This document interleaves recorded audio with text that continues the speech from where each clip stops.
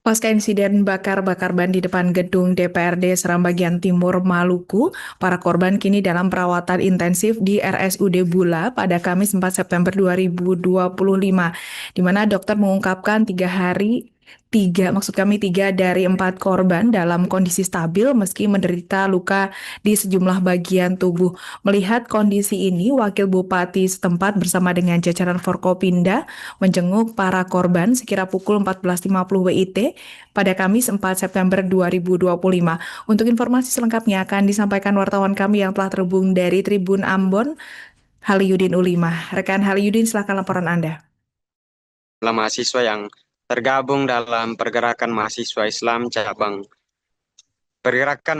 Islam Indonesia cabang Seram bagian Timur. Aksi demonstrasi itu berakhir tragis, Tribuners.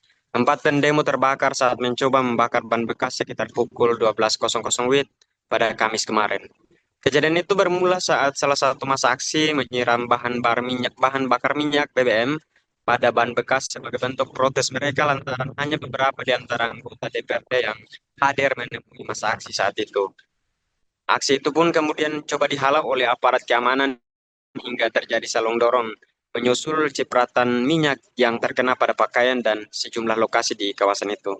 Seketika api pun langsung tersulut saat seorang tak dikenal memantik api. Korban langsung berlarian dengan api yang berkobar di sekujur tubuhnya.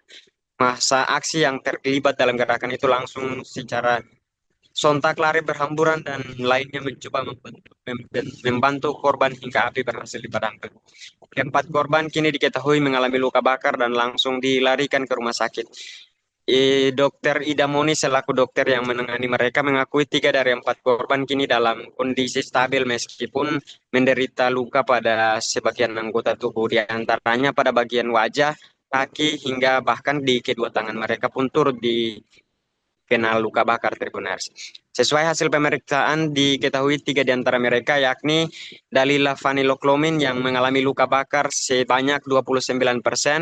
Kemudian yang kedua ada Lamping Rumfaran yang mengalami luka bakar sebanyak 18,5% dan Abu Ernas alami luka bakar juga sebanyak 5%. Sementara salah satunya Amrin Rumah 3 mengalami luka ringan dan tidak dirawat inap, Tribuners.